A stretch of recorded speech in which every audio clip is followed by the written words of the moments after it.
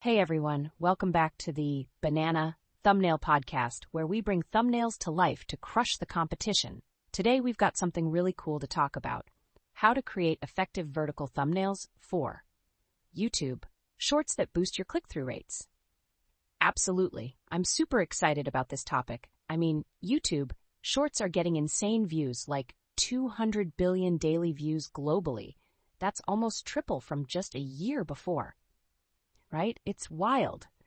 So with that massive audience out there, we need to make sure creators are catching their attention. The thumbnail is literally the front door to your content. If it looks broken, no one's walking in. Totally. But what do you think is the biggest mistake creators make when it comes to thumbnails?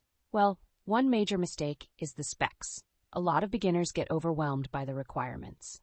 YouTube, Shorts thumbnails need to be 1080 by 1920 pixels, which gives you that 9:16 aspect ratio, and the file should be under 2 megabytes. I can see how that would be confusing. So if someone uploads a standard horizontal crop, it just gets rejected? Exactly. And that can lead to swipe away rates of over 50% because viewers just scroll right past.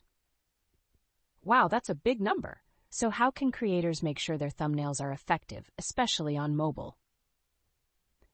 Great question. It's all about thinking like a mobile user. The 2026 landscape is completely mobile first. Your thumbnails need to fill the screen.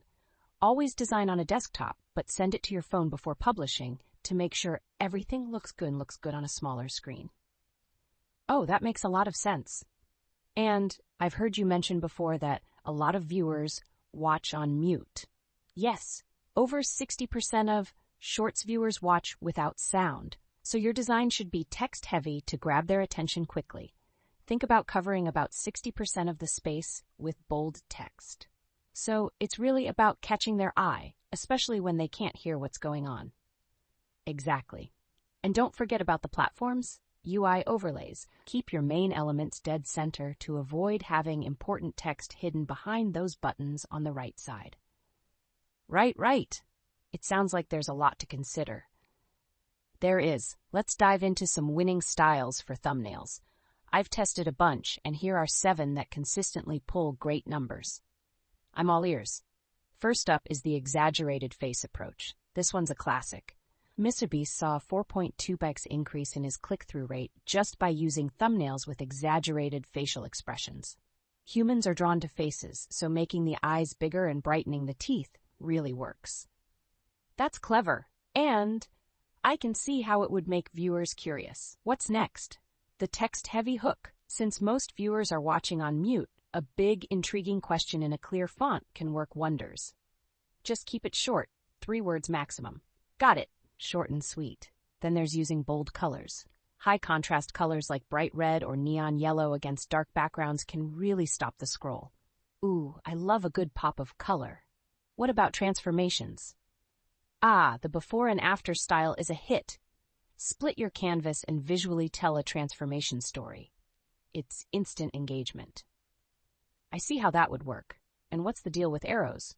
Oh, the arrow pointer is a simple but effective trick. A massive red arrow pointing at something interesting is hard to ignore. It creates curiosity. That's so smart. What about product comparisons?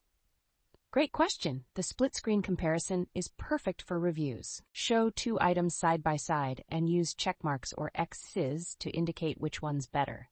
It's quick and clear. Love it. And you mentioned extreme close-ups earlier? Yes. Zoom in so much on an object that it becomes slightly unidentifiable.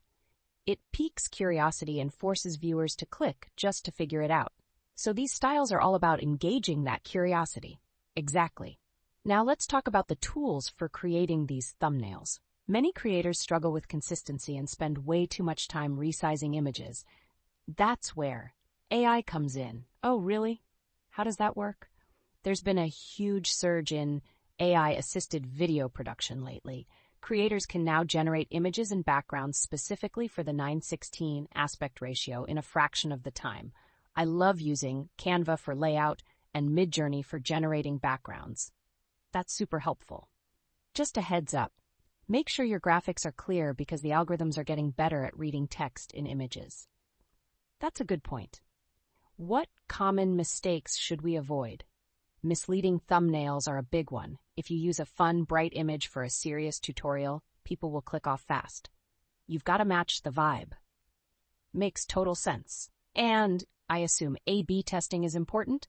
Yes, never just upload one option and hope for the best. Test multiple variations to see what resonates with your audience. Wow, this has been so enlightening.